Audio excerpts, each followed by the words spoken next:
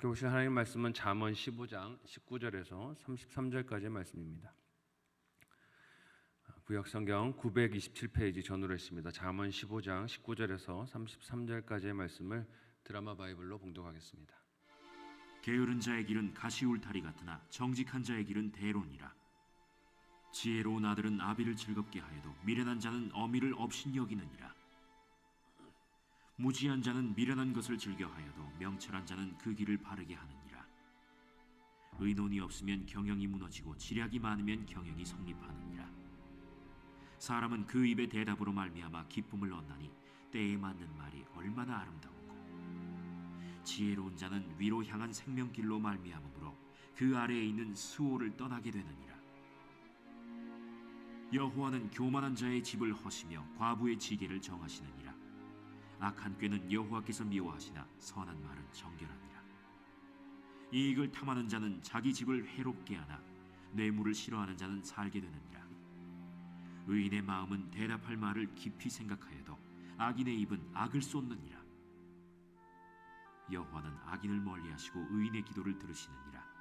눈이 밝은 것은 마음을 기쁘게 하고 좋은 기별은 뼈를 윤택하게 하느니라. 생명의 경계를 듣는 귀는 지혜로운 자 가운데에 있느니라. 훈계받기를 싫어하는 자는 자기의 영혼을 경히 여김이라. 견책을 달게 받는 자는 지식을 얻느니라. 여호와를 경외하는 것은 지혜의 훈계라. 겸손은 존귀의 길잡이니라. 아멘. 함께 읽은 본문의 말씀을 가지고 위로 향하는 생명의 길이라는 제목으로 말씀 나누고 기도하도록 하겠습니다. 어제 본문에 이어서 계속 지혜로운 사람과 미련한 사람의 모습이 대조적으로 오늘 말씀에 등장하고 있습니다. 이를 비교해서 보여주는 것은 단지 세상에서 지혜롭게 살라는 인생 선배의 충고나 조언이 아닙니다. 하나님을 경외하는 마음이 우리의 사소한 일상에서 어떻게 평범한 그 영역에서 구체적으로 드러나야 하는가 하는 것을 사례들을 통해서 보여주는 것이에요. 그래서 어제 본문은 그 지혜가 사람의 언어 생활에도 또 예배 생활에도 또 다른 사람들을 대하는 태도와 관계에서도 드러나는 것임을 이야기했습니다. 오늘 본문도 그런 것들과 연관된 대조들, 지혜와 미련함의 대조들이 계속되어 우리 눈앞에 펼쳐집니다. 먼저 19절은 어떤 대조를 우리에게 보여주고 있습니까? 함께 한 목소리로 19절 말씀을 읽어보도록 하겠습니다. 같이 읽습니다. 시작. 게으른 자의 길은 가시울타리 같으나 정직한 자의 길은 대론이라. 아멘.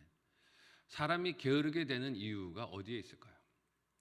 만사를 귀찮게 여기고 당장 취할 수 있는 육신의 편안함 그리고 안락함을 우선시하기 때문입니다. 게으르게 되는 것은 내 육신이 편한 것이 먼저가 되기 때문에 그렇게 되는 것이죠. 오늘 본문에서 이와 같이 게으른 자의 길은 가시울타리와 같다라고 설명하고 있습니다. 누가 자신의 삶을 두르는 그 울타리를 가시로 만들고 싶겠습니까? 가시가 자기의 삶을 옥죄어 온다면 당연히 그것들을 수시로 제거해야 합니다. 그것들이 내 삶을 침범하지 못하도록 그것을 제거해야 하죠. 하지만 게으른 사람은 그 가시들을 방치해 두는 것입니다. 두는 것이에요. 왜 그렇습니까? 오늘 몸이 무겁다 하는 핑계가 있죠. 내일 해도 될 것이야. 오늘 해야 하는 일이지만 이거 내버려 두고 나중에 하자 하고 미루는 것입니다. 핑계는 다 있죠. 급할 것이 없다 하는 이유들을 이리저리 나열하겠지만 점점 제거하지 않는 가시들은 자라서 어떻게 합니까? 그 길을 삶의 반경을 채우고 옥죄우게 될 것입니다.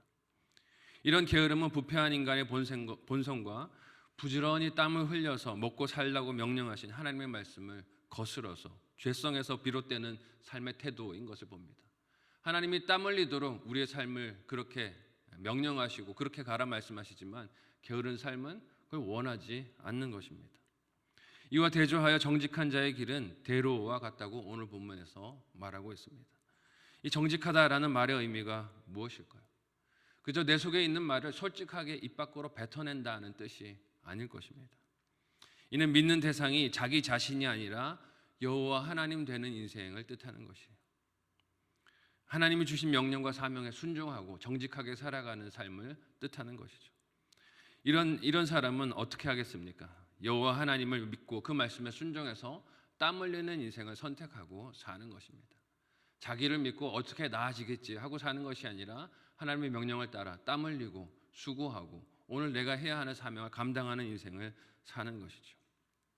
정직하게 수고를 통해 그의 삶을 하나님께 순종하며 일구어 갑니다. 이런 사람의 삶은 게으른 사람들과 비교할 때 피곤하고 고단해 보일 수 있어요. 왜 저렇게 피곤하게 사는가? 고단하게 사는가? 좀 편하고 쉽게 살지 하는 그런 비교가 될 수도 있습니다. 그러나 오늘 본문은 그 길이 대로와 같이 거칠 것이 없음을 말씀하십니다. 이 또한 여호와 하나님을 경외하는 삶의 태도와 모습이 된다는 것입니다.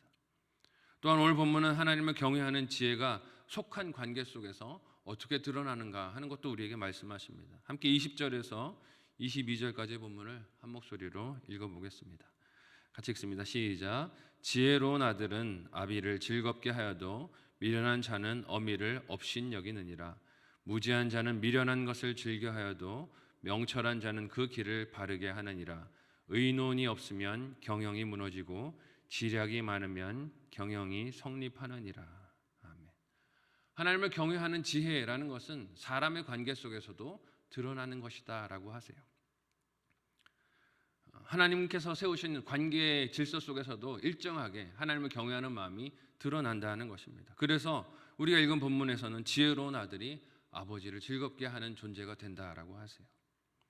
그 관계 속으로 보내신 하나님의 명령에 질서에 순종하며 그렇게 하나님 경외하는 마음이 아버지를 향한 존중에서도 드러나는 것입니다. 반면에 미련한 자는 어떻다라고 합니까? 자기 어머니를 업신여긴다라고 말을 해요. 하나님이 나를 이 가정에 보내신 그 질서를 무시하는 것이죠. 하나님 틀리셨습니다. 왜 저를 이런 가정 속에 보내셨습니까? 하나님 옳지 않습니다 하고 하나님께서 나에게 주신 질서와 관계에 순종하지 못하는 마음을 드러내는 것입니다. 부모를 업신여긴다는 것은 단지 효에 대한 말씀이 아닌 것이에요. 그를 존재하게 하신 하나님의 섭리와 뜻을 자기 생각과 판단으로 거스르면서 스스로 하나님보다 더 지혜 있다라고 여기는 교만에 빠져 사는 것을 뜻합니다. 이처럼 하나님께서 자신을 있게 하신 삶의 현장에서 미련한 사람은 자기의 길을 바르게 하려는 하려는 것에 뜻이 없고 오직 자기 원하는 길을 생각하며 가려고 합니다. 자기 원하는 것만 생각해요. 내 마음에 드는가 아닌가만 살펴보고 그것으로 판단하려고 합니다. 그러니 22절과 같이 어떤 일을 경영하는 과정에서도 의논함이 없다고 하세요. 오직 자기 판단만 따라가는 것이죠. 내 마음에 이것이 합한지 아닌지 그것만을 생각하고 결정하려고 합니다. 자기의 생각과 평가만을 중요하게 여기니 독선적이 되고 이를 분배하여 맡기거나 혹은 자기보다 탁월한 사람의 의견이나 생각을 존중할 줄을 모르는 것입니다. 다 틀린 것이에요. 내가 다 옳은 것이고 내 뜻대로 되어야 다 모든 것이 바르다라고 여기는 것입니다. 하지만 자신이 전문가가 아닌 것을 인정하는 것, 더욱 좋은 의견이나 관점을 가진 사람을 알아보고 존중하는 것, 어떤 환경에서도 배우는 것이 있음을 발견하고 이를 적극적으로 찾는 것이 진정으로 자기가 속한 공동체를 사랑하고 자신이 경영하는 일을 사랑하는 자의 태도와 마음이라 할 수 있을 것입니다. 내가 속한 부서나 혹은 내가 속한 목장이나 공동체에서 나는 이런 노력을 하는 사람인가 생각해 보시면 좋겠어요.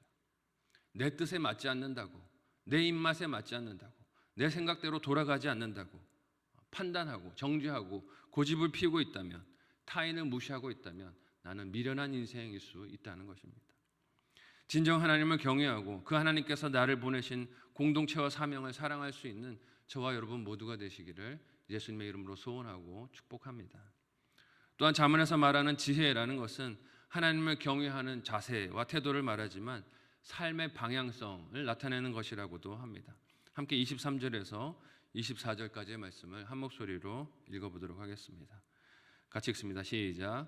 사람은 그 입의 대답으로 말미암아 기쁨을 얻나니 때에 맞는 말이 얼마나 아름다운고 지혜로운 자는 위로 향한 생명길로 말미암음으로 그 아래에 있는 수호를 떠나게 되느니라. 아멘. 읽은 본문에서 지혜로운 사람은 그 말이 때에 맞는 적합성이 있고 특별히 그 삶의 방향이 위로 향하는 생명길에 맞추어져 있다라고 기록하고 있습니다. 과연 어떻게 사는 것이 아래가 아니라 위를 향하고 사는 것일까요? 예배 열심히 드리고 교회 열심히 나오고 교회 봉사 열심히 하는 것이 위로 향한 생명길을 가는 것일까요?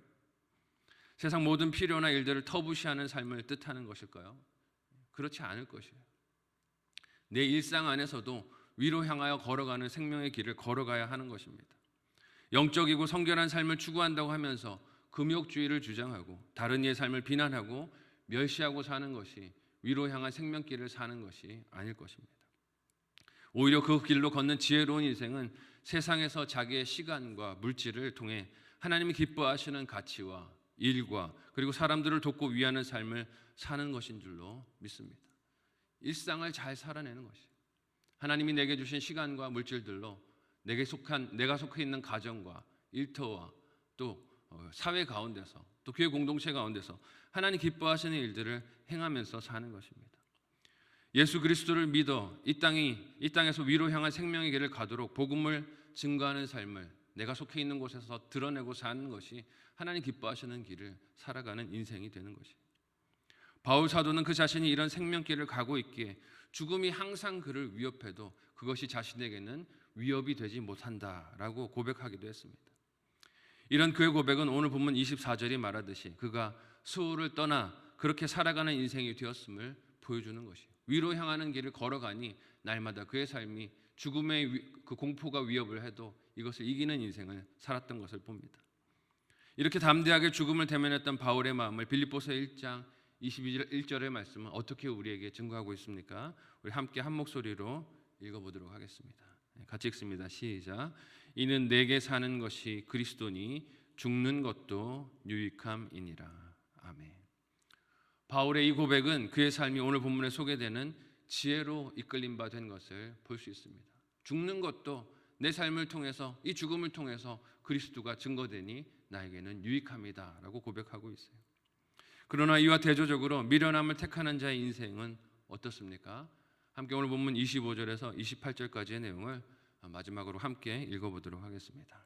같이 읽습니다. 시작. 여호와는 교만한 자의 집을 허시며 과부의 지게를 정하시느니라.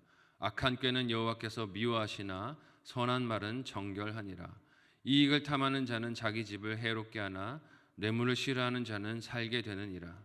의인의 마음은 대답할 말을 깊이 생각하여도 악인의 입은 악을 쏟느니라. 아멘. 위를 향하는 생명의 길이 아니라 반대 길을 찾는 자는 그 성품이 교만함과 악한 꾀와 이익을 탐하는 일 그리고 악을 쏟는 입으로 드러나는 것을 오늘 본문이 우리에게 말을 합니다. 교만한 자는 항상 자기의 손에 가진 것에 취해서 사는 것이죠. 그러니 늘 그것 때문에 남을 무시하고 자신이 대단한 줄로 여기고 그렇게 살아갑니다. 그러나 그의 집은 하나님에 의해 헐릴 허망한 장소라고 오늘 잠언이 우리에게 말씀하고 있어요.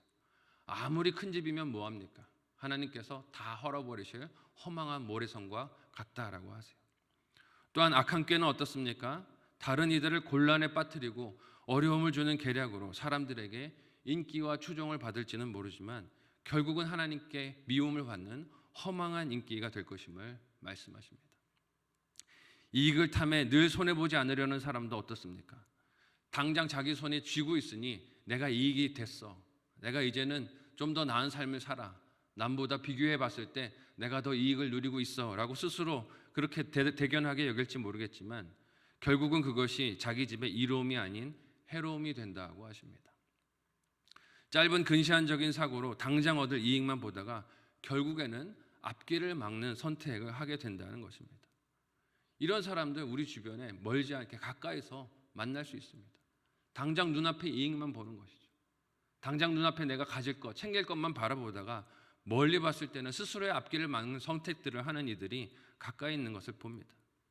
길게 보면 자신의 입지를 좁히는 길이고 명분도 없는 길이고 실리도 없는 미련한 선택을 하는 안타까운 모습들을 볼 때가 있다는 것이에요.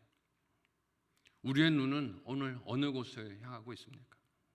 당장 내가 당한 손해와 불이익과 혹은 속임수로 인해서 그 마음이 분노와 증오로 들끓고 있습니까? 그러나 우리는 날마다 묵상하는 잠언의 말씀을 통해서 미련함이 아닌 지혜를 선택하고 그렇게 그 길을 걸어가실 수 있기를 소망하고 축복합니다.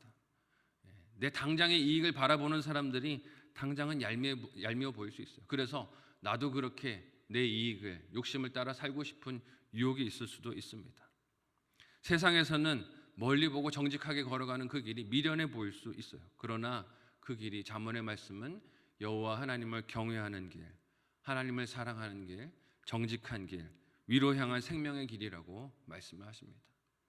오늘도 수없이 많은 선택의 갈림길들이 우리 삶 가운데 펼쳐질 텐데 미련한 길이 아니라 지혜로운 길, 생명의 길, 위로 향한 길을 선택할 수 있는 저와 여러분이 되시기를 예수님의 이름으로 소원하고 축복합니다. 아멘.